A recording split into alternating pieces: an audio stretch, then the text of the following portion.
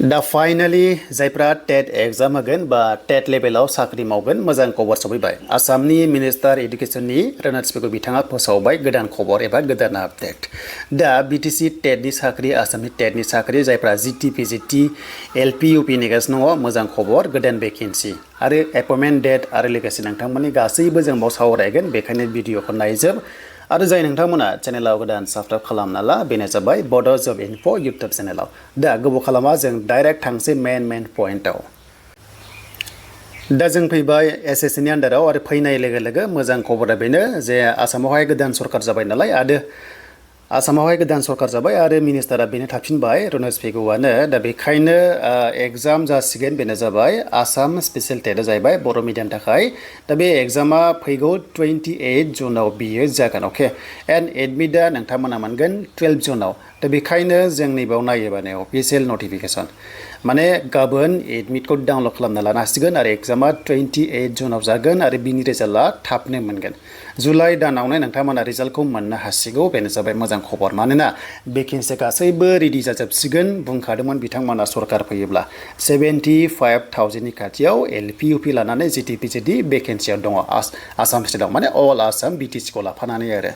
दा BTC आव SIU आ अके का अके LP लेभेला SIU आ अके का मात्र GT PGT खौ खालामनांगोन फाइनेन्स डिपार्टमेन्टआव मानोना फाइनेन्स डिपार्टमेन्टनि दासो गोदान मिनिस्टार होबाय नालाय बेनो जाहैबाय नोंथांमोना मिथिगौ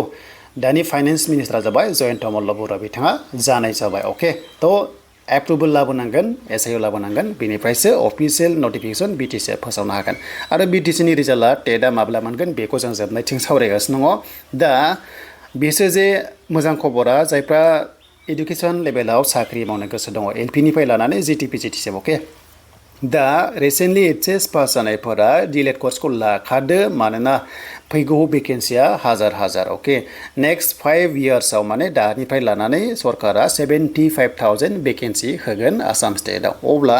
नोङो लाखादो डिप्ल'माखौ 2 इयार्स नोङो डिप्ल'मा लाथारनांगोन LP UP लेभेलाव बेनिफ्राय टेटखौ होनांगोन एसे लं प्रसेस जायो LP UP आ नाथाय GT आरो लोगोसे PGT आ BEd जोबनाय लोगो लोगो टेट काम रिक्रुटमेन्ट टेस्टखौहाय माने होनो हायो आरो बिनिफ्राय डाइरेक्ट साख्रि जायो माने 1:1 आव लांनाय जायो आरो फैगौ समाव LP UP लेभेलाबो टेट काम रिक्रुटमेन्ट टेस्टआनो जागोन बादि आङो सानहरो थ' बेखौ जों दोनथ'बाय दानिया बेसो जे जायफ्रा डिलेट लानो गोसो दङ एप्लाइ जागासिनो दङ लास्ट डेटआ पेमेन्ट दानिया गाबोन बारायना होदों स' थाबैनो खालामना ला जायफ्रानोखि खालामाखैमोन दा बेखौ आं खोन्थाबाय DNDLA नि एग्जामा एन्ट्रेन्स एग्जाम एडमिसना बेनो जाबाय 12 जुलाइआव बियो जागोन दे बेनिफ्राय आगस्टआव एडमिसन जानानै क्लास जानानै नोंथांमोना लानो हागोन दा बेखौ जों दोनथ'बाय दानिया जेनोखि जायफ्रानोखि साख्रि नेगासिनो दङ DEE नि आन्डाराव एबा DSA माने director of higher secondary education माने हाई स्कुल लेभेलाव बेनिफ्राय SSA नि आन्डाराव अके एन्ड बेनिफ्राय BTC नि आन्डाराव अके दानिया भेकेन्सिया माब्ला होगोन जों दा मेन कन्टेन्टआव थांसै दा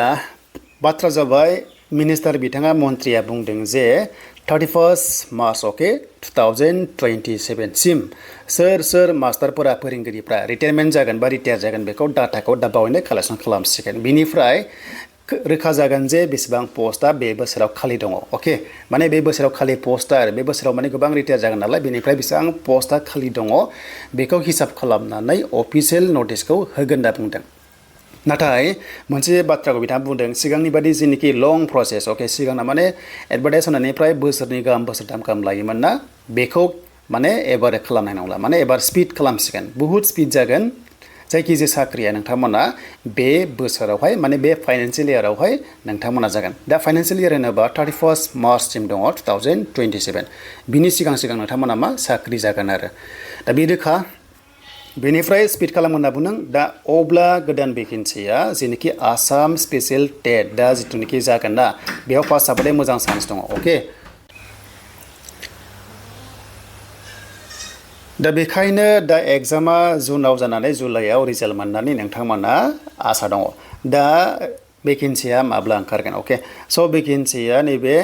स्पेशल मोनसे टास्क फोर्स बानायदों अके आं बेखौ खोन्थागासिनो दंखायो बियो आगस्ट दानसिम खामानि मावगोन दे बेनिफ्राय सेप्तेम्बर आरो अक्ट'बराव गोदान भेकेन्सि फैगोन आसाम टेटआव अके आसाम टेटआव आरो BTC आवबो GTPCT आ बे सेप्तेम्बर अक्ट'बरावनो नोंथांमोना माने अफिसियेल नटिफिकेसन मोननो हागौ माने SIU खौहाय एप्रुभ खालामनांगौ अके SIU जाहैबाय मोनसे फाइनेन्स डिपार्टमेन्टनिफ्राय माने एप्रुभ पारमिसन नांगोन पस्टनि एगेन्स्टआवहाय अब्ला आगस्तसिम जोंहा स्पेशल टास्क फोर्स दं नालाय बेखायनो सेप्तेम्बर अक्ट'बराव BTC आव GTPCT पस्टआ फैनाय चान्सआ दङ दानिया LP UP लेभेलनि साख्रिया माब्ला फैगोन BTC नि रिजाल्टआ बेखौबो जों दा सावरायनोसै